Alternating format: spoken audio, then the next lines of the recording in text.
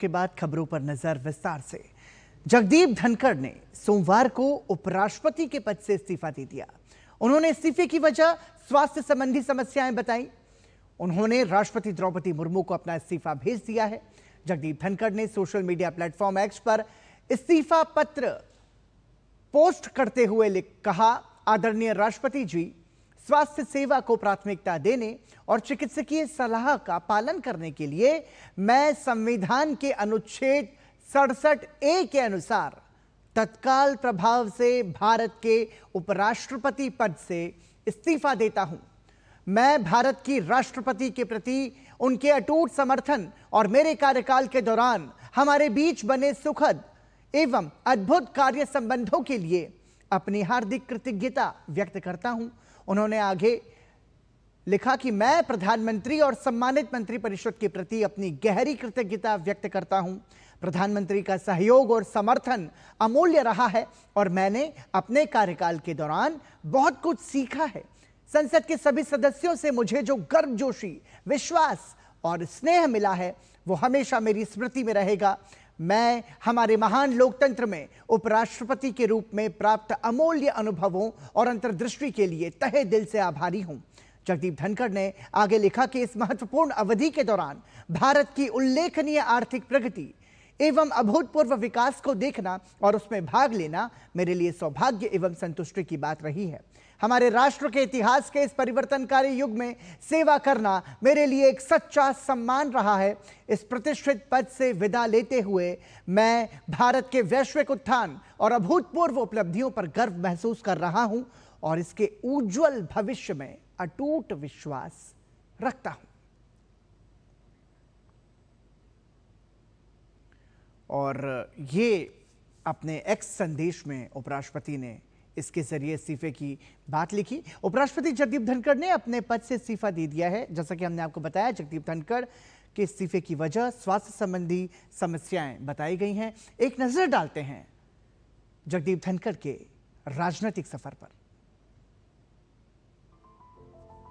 जगदीप धनखड़ वे शख्सियत हैं जो देश के 14वें उपराष्ट्रपति बनने के साथ साथ जिनके पास कानून और सियासत का लंबा अनुभव रहा है।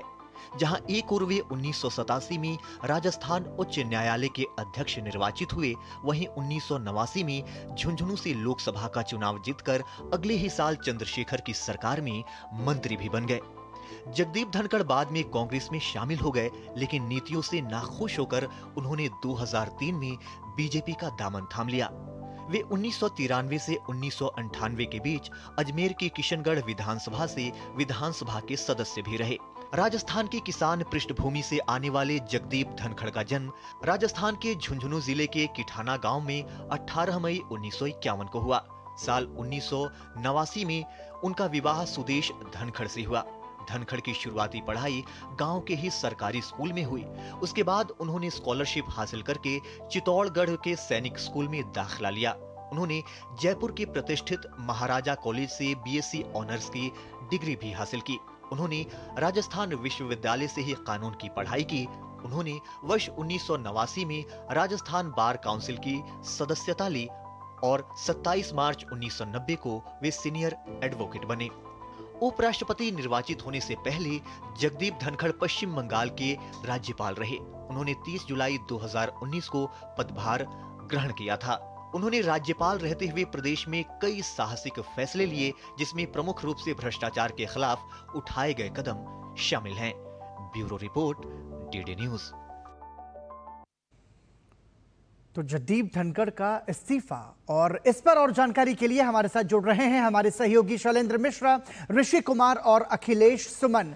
सबसे पहले मैं शैलेंद्र आपके पास आना चाहूँगा। देखिए, चूंकि आप तीनों ही पिछले लंबे समय से संसद को कवर करते हैं, सबसे महत्वपूर्ण यह है कि उपराष्ट्रपति का इस्तीफा, चूंकि अब हम देख रहे हैं कि संसद के मानसून सत्र की शुरुआत हुई और अचानक से ये इस्तीफा आ जाना, इसके पीछे की बड़ी वजह क्या है आपकी नजर में?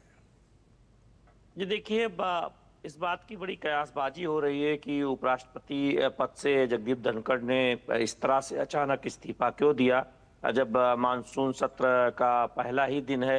लेकिन आप उस चिट्ठी पर गौर करें जो इस्तीफा देते वक्त उन्होंने राष्ट्रपति को लिखी है, जी। बहुत स्पष्ट है कि स्वास्थ्य कारण बताया है।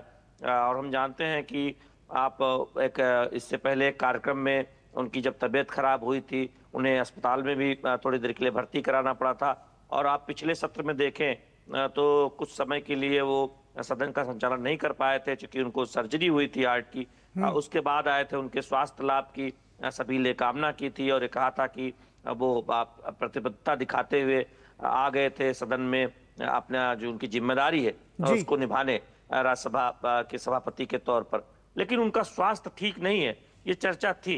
हाँ, ये जरूर है कि अब उनके इस्तीफे के बाद इस तरह की कयासबाजी लगाई जा रही है कि मानसून सत्र के पहले ही दिन जब आज उन्होंने सदन का संचालन किया, और हम जानते हैं कि जब तमाम महत्वपूर्ण कार्रवाई उनकी अगुवाई में हुई, तब अचानक शाम को इस्तीफा देना, तो उससे मीडिया में कयासबाजी हो रही है। लेकिन आप देखें कि उस पत्र पर सभी को नजर डालना चाहिए जो लोग कयासबाजी करते हैं कि उपराष्ट्रपति ने इस्तीफा देते हुए स्पष्ट तौर पर अपने स्वास्थ्य कारणों का हवाला दिया है, और स्वास्थ्य को प्राथमिकता देते हुए उन्होंने ये राष्ट्रपति को जो इस्तीफा भेजा उसमें उपराष्ट्रपति पद से त्यागपत्र देने का फैसला किया है। प्रधानमंत्री नरेंद्र मोदी और मंत्रिमंडल के सदस्यों को, सांसदों को उन्होंने धन्यवाद दिया है, आभार जताया है, और ये भी कहा है कि देश जिस तरह से उन्नत कर रहा है ये देखकर उन्हें खुशी है।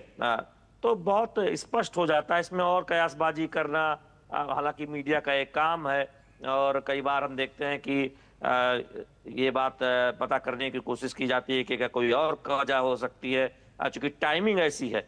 लेकिन फिलहाल पत्र देखकर तो यही लगता है कि स्वास्थ्य कारणों की वजह से उपराष्ट्रपति पद से जगदीप धनखड़ ने इस्तीफा दिया। बिल्कुल ठीक है। अखिलेश सुमन हमारे साथ जुड़े हुए हैं। अखिलेश, देखिए, चिकित्सकीय सलाह का हवाला दिया उपराष्ट्रपति ने अपने पत्र में, जो कि राष्ट्रपति को उन्होंने भेजा है, और सभी को धन्यवाद भी दिया है। और इस माहौल में इतने समय जो उपराष्ट्रपति के तौर पर देश की सेवा करने का मौका मिला उन्हें, उसके लिए उन्होंने अपने आप को सौभाग्यशाली भी बताया है।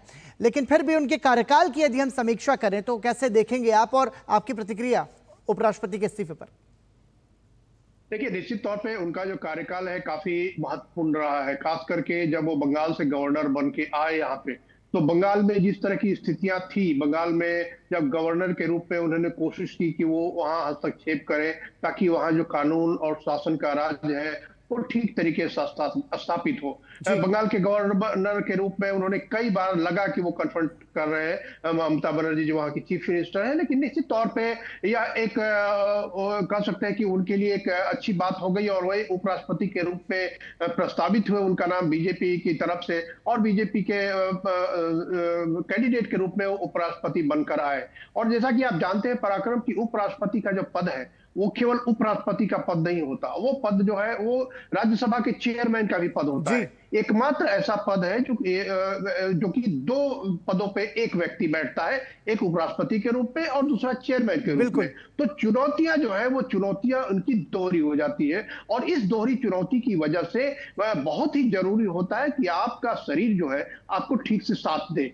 तो उसमें कह सकते हैं कि उपलब्धियों की में एक बहुत महत्वपूर्ण बात यह है कि उन्होंने लगातार इस बात की कोशिश की कि राज्यसभा का जो काम है वो काम ठीक ठाक से चले। और जैसा कि आप देखते हैं कि आप तुलना अगर करेंगे लोकसभा और राज्यसभा में, तो राज्यसभा में व्यवधान का जो प्रतिशत है वो आमतौर पे ज्यादा रहता है लोकसभा की तुलना में। हमेशा से ऐसा देखा गया है, क्योंकि राज्यसभा एक विपक्ष की कई बार लगती है कि उपस्थिति ज्यादा होती है, तो इसलिए उन्होंने पूरी कोशिश की कि विपक्ष की बातों को भी रखें, लेकिन एक जो सत्ता पक्ष की जो लेजिटिमेट चीजें हैं, लेजिटिमेट चीजों को भी स्थापित करने में मदद करे। उन्होंने कोशिश की और बार बार वो लगातार खुद भी लगातार कह सकते हैं गार्जियन के रूप में बोलते रहे, लोगों को समझाते रहे। और मैं एक बात बताऊं पराक्रम की, आज भी शाम में 6 बजे उपराष्ट्रपति जगदीप धनखड़ अब उन्होंने इस्तीफा दिया है, आज भी शाम 6 बजे उन्होंने विपक्ष के नेताओं के साथ एक बैठक की थी।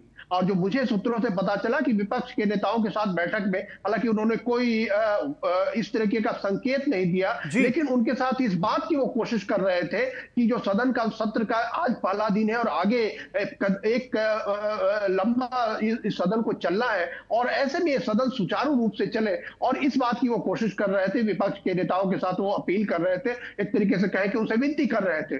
तो ऐसे में कहते हैं कि उपराष्ट्रपति का जो काम है बहुत ही चुनौतीपूर्ण था, और इस चुनौतीपूर्ण समय में खास करके जब से ये उपराष्ट्रपति बने हैं, पॉलिटिक्स बहुत ही डिवाइडेड पॉलिटिक्स रही है, और वो डिवाइडेड पॉलिटिक्स जब होती है तो सदन में भी उसका दिखता है, उसका प्रभाव दिखता है। और उस डिवाइडेड पॉलिटिक्स के बीच में अगर ये कोशिश कर रहे थे सुचारू रूप से चलाने की, तो कह सकते हैं कि उपलब्धि का था। एक बार अनुशासन के कारण इन्होंने कुछ सख्त निर्णय भी अपने कार्यकाल में इन्होंने लिए, कई सांसदों को इन्होंने निलंबित भी किया। तो कह सकते हैं कि इनका जो कार्यकाल था सख्ती के लिए, समझाने के लिए, और जो एक लेजिटिमेट इशू है उसको बहस में लाने के लिए इनका जो कार्यकाल है जाना जाएगा। ठीक है, ऋषि कुमार भी हमारे सहयोगी बने हुए हमारे साथ। देखिए ऋषि कुमार, जो बात का जिक्र अखिलेश सुमन कर रहे हैं, निश्चित रूप से जिस तरीके से संसद के उच्च सदन को जगदीप धनखड़ ने चलाया वो काबिले तारीफ है। सत्ता पक्ष और विपक्ष में कैसे समन्वय बनाते हुए सदन की कार्रवाई नियम के अनुरूप चले,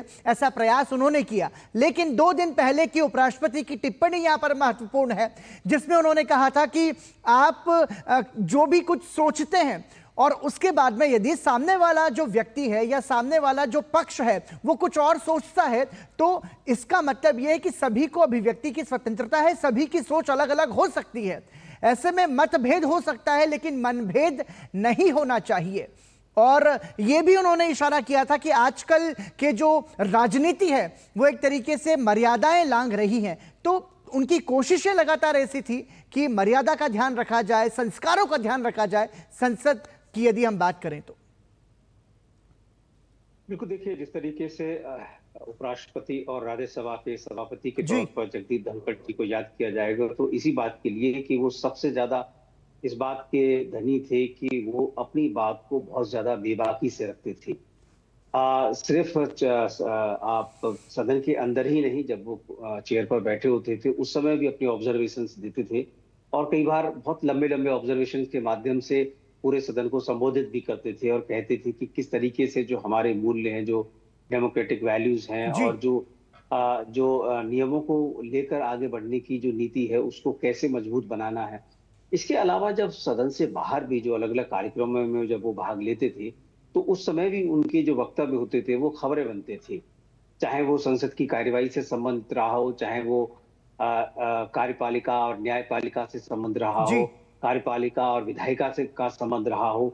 इन सभी मुद्दों पर वो अपनी राय बेबाकी से रखते रहे, और तमाम हलकों में कई बार उनकी आलोचना हुई, कई बार उनका समर्थन हुआ, तो वो इस बात की परवाह नहीं करते थे, लेकिन जो उनका पक्ष होता था उसे बेबाकी से रखते थे।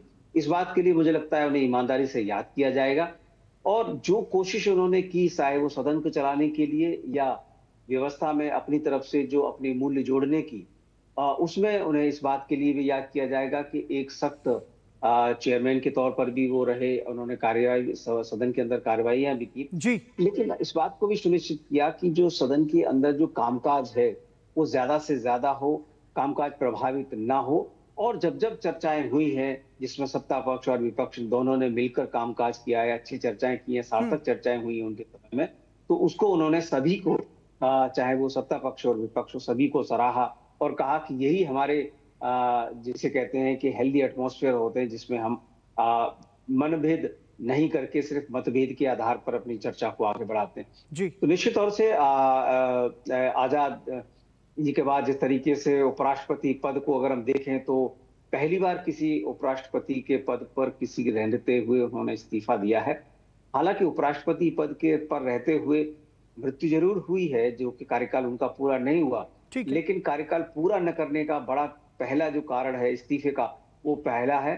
और इस मामले में भी उन्हें याद किया जाएगा कि उन्होंने पद पर रहते हुए स्वास्थ्य कारणों से ही सही, लेकिन पद पर रहते हुए अपने कार्यकाल में बिल्कुल इस्तीफा दिया। ठीक है शैलेंद्र, देखिए ऋषि कुमार ने जो बात कही है वो सबसे महत्वपूर्ण है कि पहली बार भारतीय राजनीति के इतिहास में और संसदीय इतिहास में ऐसा पहली बार हुआ है कि पद पर रहते हुए कार्यकाल पूरा किए बगैर इस्तीफा दिया है। देखिए मानसून सत्र का सिर्फ आगाज है और वो आगाज भी जो है वो व्यवधान से भरा हुआ रहा है। विपक्ष आक्रामक है सरकार पर। आपको नहीं लगता कि विपक्ष को एक और बड़ा मुद्दा मिल गया उपराष्ट्रपति के इस्तीफे के तौर पर, क्योंकि राजनीति तो निश्चित रूप से इस पर होगी, सदन के भीतर भी और सदन के बाहर भी?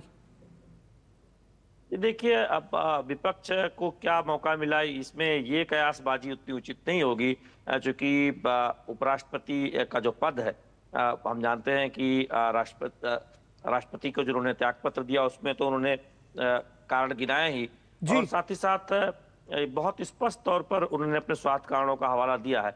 ये जरूर है कि टाइमिंग को लेकर बहुत सारी कयासबाजी होगी, और हम जानते हैं कि जिस तरह से वो तमाम मुद्दों को लेकर मुखर रहते थे जब अपने पद के संचालन के दौरान, और कई बार काफी सख्त राज्यसभा के सभापति के तौर पर वो काम करते नजर आते थे। और हमने देखा कि आप पिछले कुछ दिनों में देखें, आज ही जो लोकसभा अध्यक्ष से मुलाकात कर 150 से ज्यादा सांसदों ने जस्टिस यशवंत वर्मा के खिलाफ जो महाभियोग लाने का जो नोटिस दिया, वो राज्यसभा के भी 50 से ज्यादा सांसदों ने जो दस्तखत उस पर किया है। इस मुद्दे पर वो बहुत मुखर होकर बातचीत करते रहते थे, और उनके बयान भी बहुत सुर्खियों में रहते थे। तो एक बहुत बेबाक एक तरह से पहले राजनेता और फिर जो संवैधानिक पदों पर उन्होंने अपनी जिम्मेदारी निभाई। अखिलेश सुमन ने बताया कि किस तरह से ममता बनर्जी से उनके टकराव की खबरें थी, जब कानून व्यवस्था के मुद्दे पर वो सलाह दिया करते थे पश्चिम बंगाल सरकार को, और उपराष्ट्रपति के रूप में, राज्यसभा के सभापति के रूप में वो सख्त हिदायत, कई बार जब नियमों का पालन सांसद नहीं करते थे तो सख्त हिदायत भी देते थे, और कई बार ये भी कहा गया कि वो जरूरत से ज्यादा कठोर है, सांसदों को निलंबन झेलना पड़ा। तो ये निश्चित तौर पर एक कठोर और सख्त राज्यसभा के सभापति के तौर पर उन्हें देखा जाता रहा है। कई बार विपक्ष के साथ भी उनका काफी टकराव हुआ, और हमने देखा कि तीखे आरोप प्रत्यारोप भी चले। बाद में फिर विपक्ष के लोगों को यह एहसास हुआ कि जो राज्यसभा के सभापति का जो पद है, जो उसकी गरिमा है, उसका ख्याल रखा जाना चाहिए, और उन्हें वापस भी लिया एक तरह से। कई बार हमने देखा कि जो नोकझोंक हुई, तो निश्चित तौर पर उनका एक बहुत लंबा एक अनुभव रहा है अलग अलग पदों पर, पश्चिम बंगाल के गवर्नर के रूप में और राज्यसभा के सभापति के रूप में, और बहुत सारे ऐसे कारण हैं जिनके लिए वो याद भी किए जाएंगे। बिल्कुल ठीक है कि वो ठीक है। अखिलेश सुमन हमारे साथ हैं। अखिलेश, एक महत्वपूर्ण सवाल अब ये भी है, देखिए संसद का मानसून सत्र चल रहा है और चलते सत्र के पहले दिन उपराष्ट्रपति का इस्तीफा। अब ऐसे में राज्यसभा के उपसभापति के लिए किस तरह की प्रक्रिया जो संसदीय व्यवस्था और नियमों के हिसाब से होगी, वो अब किस तरीके से होगी, कैसे आगे इसका काम होगा, ये समझना चाहेंगे आपसे। नियम क्या कहता है?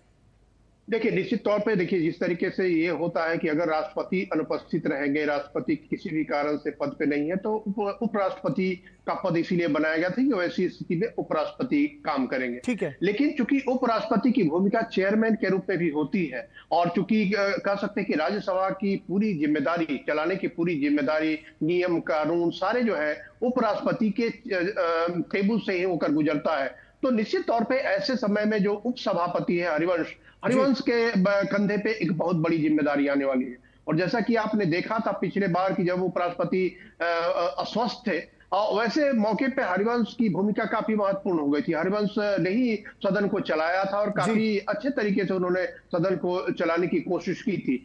तो उनके भी इक्वेशन जो है वो विपक्ष से भी अच्छे हैं, सत्ता पक्ष से भी अच्छे हैं। तो निश्चित तौर पे यह जो खालीपन है, यह खालीपन भरा जाएगा निश्चित तौर पे उपसभापति जो हरिवंश है, हरिवंश के द्वारा। और हरिवंश इस बात के लिए कह सकते हैं कि वो आधिकारिक होंगे कि वो उनके अपने उपसभापति के रूप में on behalf of, in absence of सभापति, वो निर्णय ले सकते हैं। निश्चित तौर पे भारतीय संविधान में इस तरह की व्यवस्थाएं की गई है कि अगर कोई एक बड़े पद पे अनुपस्थिति है तो उस पे उसके बाद वाला जो है उस अनुपस्थिति को दूर कर सकता है। लेकिन चूंकि ये लंबा सत्र है, काफी महत्वपूर्ण सत्र है, ये ऑपरेशन सिंदूर के बाद चलने वाला पहला सत्र है जिससे कि भारत ने जो पाकिस्तान को कड़ा जवाब दिया है। तो यह जो सत्र है, इस सत्र में काफी महत्वपूर्ण जो है कई तरह के बिल भी आने वाले हैं। निश्चित तौर पे कभी कहते हैं कि उपसभापति के कंधे पे बड़ी जिम्मेदारी। अंतिम प्रतिक्रिया ऋषि कुमार आपसे। देखिए, बहुत महत्वपूर्ण होगा अब